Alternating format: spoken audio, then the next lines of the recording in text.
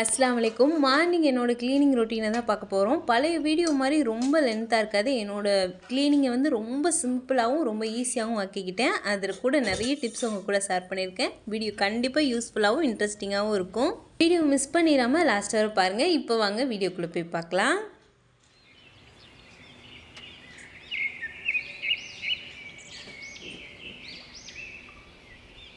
Morning பசங்கள்லாம் போகிறதுக்கு பார்த்திங்கன்னா 9, 9:15 இந்த மாதிரி டைமில் வந்து கிச்சனை வந்து ஃபுல்லாக க்ளீன் பண்ண ஆரம்பிச்சிருவேன். நான் க்ளீன் பண்ணுறது எப்படி இருக்குன்னு பார்த்தீங்கன்னா, திரும்பி நைட்டு தான் க்ளீன் பண்ணுற மாதிரி, நைட்டு தான் பாத்திரம் கழுவுற மாதிரி, நைட்டு தான் மற்ற வேலைகள்லாம் இருக்கிற மாதிரி பார்த்துக்கிருவேன். காலையில் பண்ணுறதோடு சரி, அடுத்த கிச்சன் பக்கம் வராத மாதிரி பார்த்துக்கிருவேன். இப்போ பார்த்திங்கன்னா காலையில் பசங்களுக்கு ஊற்றி கொடுத்த பால் கொஞ்சம் மிச்சம் இருக்குது. அது எனக்கு டீ போடுறதுக்காக வச்சுருக்கேன். காலையில் பிரேக்ஃபாஸ்ட்டுக்கு இன்றைக்கி கம்பங்கூழ் தான். அது செஞ்ச பாத்திரம் கொஞ்சம் மிச்சம் இருக்குது.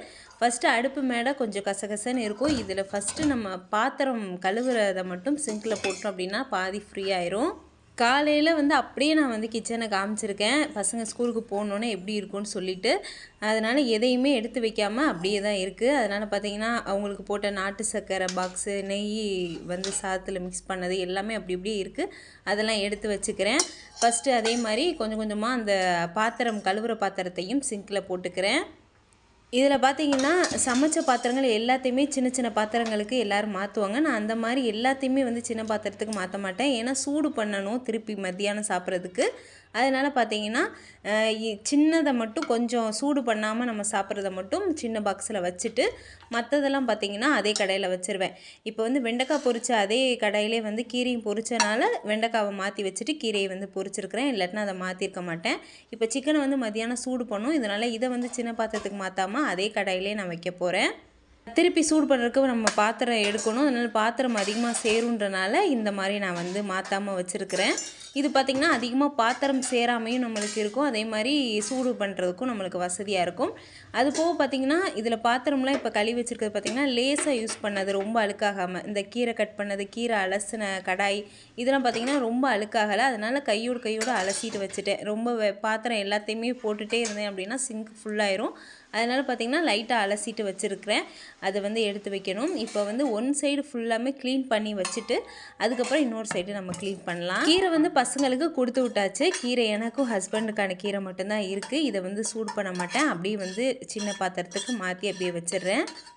இன்றைக்கி பார்த்திங்கன்னா பழைய மீன் குழம்பு, அதுக்கப்புறம் வெண்டைக்காய் பொரியல், அதுக்கப்புறம் கீரை பொரியல், அதுக்கப்புறம் சிக்கன் வறுவல் வந்து செஞ்சுருக்கிறேன். பாத்திரம் எடுத்து போடும் போதே அந்த கம்பங்கூழ் செஞ்சதெல்லாம் ரொம்ப காஞ்சி போயிடும்ன்றனால லைட்டாக தண்ணி தெளித்து விட்டு நல்லா வந்து ஊற வச்சுக்கிறேன். அப்போ மற்ற வேலைகளை முடிக்கிறதுக்குள்ளே இது வந்து கொஞ்சம் ஊறி இருக்கும், கழுவுறதுக்கு வசதியாக இருக்கும். நான் வந்து ஃபைபருக்காக ஒரே ஒரு பொரியல், ப்ரோட்டீனுக்காக ஏதாவது ஒரு நான்வெஜ் வந்து எடுத்துக்கிடுவேன். இன்றைக்கி வந்து வெண்டைக்காய் ரொம்ப கம்மியாக இருக்குன்றதுனால மட்டும்தான் கீரை பொரிச்சிருக்கேன். இல்லாட்டினா ஏதாவது ஒரு பொரியல் அல்லது வந்து சைடு இது நான்வெஜ் பார்த்திங்கன்னா ப்ரோட்டீனுக்காக ஏதாவது ஒரு நான்வெஜ், முட்டை இந்த மாதிரி ஏதாவது ஒன்று செய்வேன். இன்றைக்கி கொஞ்சம் எக்ஸ்ட்ரா ஆகிடுச்சு. எல்லா டைமே இந்த மாதிரி இருக்காது. 2 பொரியல்லாம் செய்ய மாட்டேன். ரொம்ப சிம்பிளாக வந்து முடிச்சுக்கிருவேன்.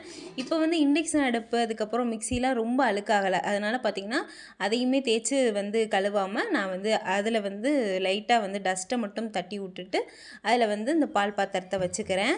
நைட்டு தான் கிச்சன் ஃபுல்லாமே நல்ல சோப்பு போட்டு கழுவி வச்சதுனால பார்த்திங்கன்னா அந்தளவுக்கு வந்து ரொம்ப அழுக்காகலை. லைட்டாக அந்த சிந்தின கீரை, இந்த மாதிரி வெங்காயம் தோல் இந்த மாதிரி தான் இருக்குது. ஃபஸ்ட்டு நல்லா டஸ்ட் பண்ணிவிட்டு நான் ஸ்ப்ரே பாட்டில் வச்சுருப்பேன் இல்லையா, அந்த ஷாம்பு கலந்த லிக்விட் அதை வந்து ஸ்ப்ரே பண்ணி நான் தொடச்சிட்டேன். இதில் வேறு எதுவும் கலக்கல, ஷாம்பும் தண்ணியும் தான் கலந்துருக்கிறேன். இது பார்த்திங்கன்னா கரெக்டாக 1 வாரத்துக்கு மேலே வரும். ஸ்ப்ரே பண்ணி நம்ம யூஸ் பண்ணுறதுனால ரொம்ப நாளைக்கு வரும். இதை வந்து லைட்டாக ஸ்ப்ரே பண்ணோடனே நல்லா வந்து க்ளீன் ஆயிரும். பார்த்திங்கன்னா நைட்டு ஒரு நேரம் மட்டும் நல்லா சோப்பு போட்டு நல்லா தேய்ச்சி கழுவுவேனே தவிர மற்ற எல்லா நேரத்துலேயுமே பார்த்திங்கன்னா சோப்பு போட்டு தேய்ச்சி கழுவ மாட்டேன். இதே ரொம்ப ஏதாவது சிந்திருச்சு அழுக்காக இருக்குது அப்படின்னா மட்டும் சோப்பு போட்டு கழுவேன். இப்போ வந்து கொஞ்சம் நல்லா தானே இருக்குது, அதனால் வந்து லைட்டாக ஸ்ப்ரே பண்ணியே தொடச்சிக்கிறேன். இதுக்கு வந்து நான் மைக்ரோ ஃபைபர் கிளாத்தை எதுவுமே யூஸ் பண்ணல. பழைய பனியன் கிளாத்தை தான் 2ஆக கட் பண்ணி வச்சுருக்கிறேன். ஒன்று வந்து வெட்டாக வந்து துடைக்கிறதுக்கும், ஒன்று வந்து ட்ரை கிளாத் மாதிரி யூஸ் பண்ணுறதுக்கும், ஈரத்தை ஃபஸ்ட்டு துடைக்கிறதுக்காக, அதுக்கப்புறம் ட்ரையாக ஒரு தடவை துடைக்கிறதுக்காக இந்த மாதிரி 2 கிளாத் வச்சுருக்கேன். இந்த கிளாத்தை வந்து யூஸ் பண்ணுறதுனால பார்த்திங்கன்னா பழைய கிளாத்தெல்லாம் வந்து நான் இந்த மாதிரி கிச்சன்லேயே வச்சுருப்பேன். இந்த மாதிரி கிச்சனுக்கு யூஸ் பண்ணுற கைப்பிடி துணியாக துடைக்கிறதுக்கு. இதை வந்து ரொம்ப நாளைக்கு யூஸ் பண்ணாமல் ஒரு வாரத்துக்கு ஒரு தடவை நான் தூக்கி போட்டுட்டு அடுத்தடுத்த கிளாத்தை எடுத்துருவேன். இதே வந்து மைக்ரோ ஃபைபர் வாங்குகிறோம் அப்படின்னா அதை தூக்கி போட முடியாது இல்லையா, அதனால் பார்த்திங்கன்னா இந்த மாதிரி நான் வந்து யூஸ் பண்ணிக்கிட்டு இருக்கேன். வச்சுருக்கேன் துணி. இப்போ ஒரே ஒரு அடுப்பில் மட்டும்தான் அந்த சாதம் வந்து பொங்கி இந்த மாதிரி ஆயிடுச்சு. இன்னொரு அடுப்பு நல்லா க்ளீனாக இருக்குது. அதனால் இந்த சிந்திருக்கிறதுல மட்டும் லைட்டாக அந்த ஸ்ப்ரே பண்ணி லைட்டாக வந்து ஊற வச்சுக்கிறேன். வீடியோக்காகன்னு சொல்லிட்டு ரொம்ப நல்லா இருக்கிற அடுப்பை வந்து துடைக்கிற மாதிரி காமிக்கலை. இது வந்து ஓரளவுக்கு க்ளீனாக இருந்தால் போதும். இதில் நம்ம சாப்பாடு போட்டு சாப்பிட போகிறதில்ல. அதே சமயம் க்ளீனாகவும் இருக்கணுன்றனால பார்த்திங்கன்னா நைட்டு தான் க்ளீன் பண்ணுறதுனால லேசாக வந்து க்ளீன் பண்ணியிருக்கேன். இந்த க்ளீனிங் வந்து போதும். இந்த பர்னரெல்லாம் சில பேர் வந்து க்ளீன் பண்ணி அதெல்லாம் வந்து நல்ல கலர் ஆக்குவாங்க. ஃபஸ்ட்டெல்லாம் நானுமே அந்த பித்தால கலர் வரணும்னு சொல்லிட்டு அதையுமே வந்து ரொம்ப க்ளீன் பண்ணிகிட்ருக்கேன். இப்போலாம் அதை வந்து பண்ணுறதில்ல. ஏன்னா ஒரு நாள் தான் இருக்கும், அடுத்த நாள் வந்து அது கருத்து போயிடும். அதனால் அதெல்லாம் பண்ணுறதில்ல. அது ஊறுற டைமில் பார்த்திங்கன்னா ஏற்கனவே லைட்டாக அலசி வச்சுருந்தேன்னு சொன்னேன் இல்லையா பாத்திரம், அதை ஃபுல்லாமே எடுத்து நான் அந்தந்த இடத்துல வச்சுக்கிறேன். இப்போ நான் வந்து ஒரே ஒரு அடுப்பு மட்டும்தான் ரொம்ப அழுக்காக இருக்குது. இதனால் மொத்த அடுப்பையுமே நல்லா தேய்ச்சி சோப்பு போட்டு கழுவுனேன் அப்படின்னா நேரம் தான் ரொம்ப செலவாகும். அதனால தான் நான் இந்த மாதிரி மெத்தட் அழுக்காக்கிறத மட்டும் வந்து துடைக்கிறேன். அதே மாதிரி இந்த பாத்திரம் கழுவும் போது பார்த்திங்கன்னா நம்ம கிச்சனில் சமைக்கும் போது சில பொருள்லாம் தீர்ந்துருக்கும் இல்லையா, அது மாதிரி எனக்கு காஷ்மீரி மிளகாத்தூள் வச்சுருக்க பாக்ஸ் வந்து தீர்ந்துருச்சு. அதையுமே எடுத்து போட்டிருக்கேன். மொத்தமாக அந்த பாக்ஸை ஃபுல்லாமே அந்த மளிகை ஜாமான் வைக்கிற பாக்ஸை ஃபுல்லாமே எடுத்து போட்டோம் அப்படின்னா நம்மளுக்கு கழுவுறதுக்கு ரொம்ப டைம் ஆகும். அதுக்குன்னு நேரம் வந்து செலவு பண்ணும். அப்பப்போ என்ன காலியானாலுமே அந்த பாக்ஸை வந்து அப்பயே வந்து நீங்கள் சிங்கில் போட்டு பாத்திரத்தோட பாத்திரமாக கழுவி வச்சுருங்க. என்ன பாட்டில் காலியானாலும் அது வந்து எப்போயுமே கழுவிட்டே இருக்கிறனால பார்த்திங்கன்னா அந்த பாத்திரம் வந்து பளபளனே இருக்கும். இதுக்குன்னு தனியாக டைம் வந்து செலவாகாது. அப்போ அந்த பாத்திரத்தில் போட்டு வைக்கிற இப்போ மசாலா இருக்கு இல்லையா, காஷ்மீரி மிளகாய் தூளை என்ன பண்ணுறதுன்னு கேட்டிங்கன்னா ஒரு நாளைக்கு அது காயிற வரைக்கும் அந்த பாக்கெட்லேயே வச்சு யூஸ் பண்ணிவிட்டு அடுத்த நாள் வந்து பார்த்திங்கன்னா நம்ம இந்த மாதிரி காஞ்சோன்னு போட்டுக்கலாம்.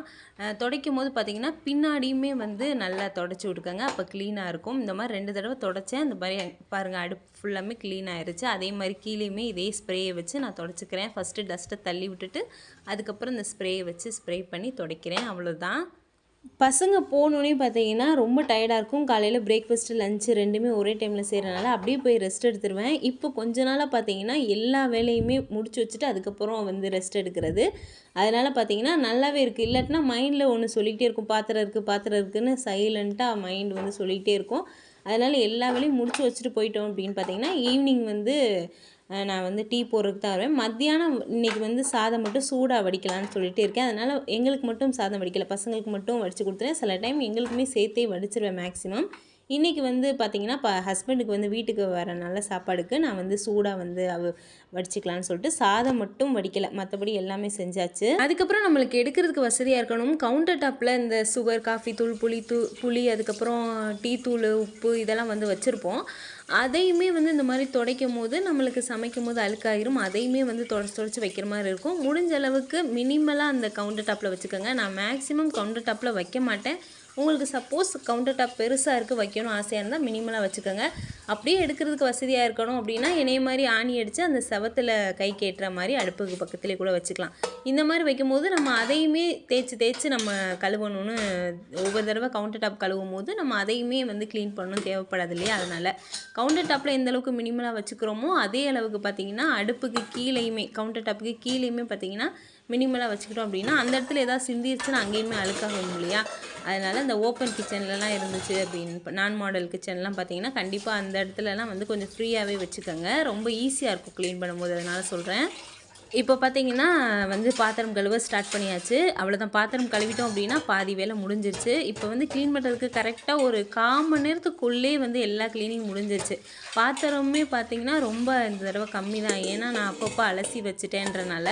பாத்திரம் கழுவும் போது பார்த்திங்கன்னா நான் யூஸ் பண்ணுற டிப்பு என்னென்னு பார்த்திங்கன்னா பாத்திரம் வந்து அந்த ஃபஸ்ட்லாம் சிங்க்கு ஃபுல்லாக பாத்திரம் சேர்ந்தால் தான் கழுவுவேன். ஆனால் இப்போலாம் வந்து பார்த்திங்கன்னா காலையில் இந்த மாதிரி எல்லா சமையலையும் முடிச்சுட்டு கழுவுறது, அதுக்கப்புறம் நைட்டு டின்னரை முடிச்சுட்டு கழுவுறது, இந்த மாதிரி 2 டைம் பாத்திரம் சேர்ந்தாலும் சரி சேரலைனாலும் சரி இதே மெத்தடில் வந்து கழுவும் போது பார்த்திங்கன்னா ரொம்ப நல்லா இருக்குது, நீட்டாக இருக்குது.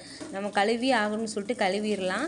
இதே சேரட்டும் இருந்தோம் அப்படின்னா ஒரு கிச்சனில் ஒரு மெஸ்ஸியாகவே இருக்கும். கண்டிப்பாக ஒரு உங்களுக்கு அதிகமாக 3 வேளை சமைக்கிறீங்கன்னா 3 வேளை கிச்சனை வந்து பாத்திரம் கழுவுற மாதிரி வச்சுக்கோங்க. நான் 2 வேளை வந்து கழுவுறேன். இதுவே வந்து எனக்கு போதுமான அளவு இருக்குது.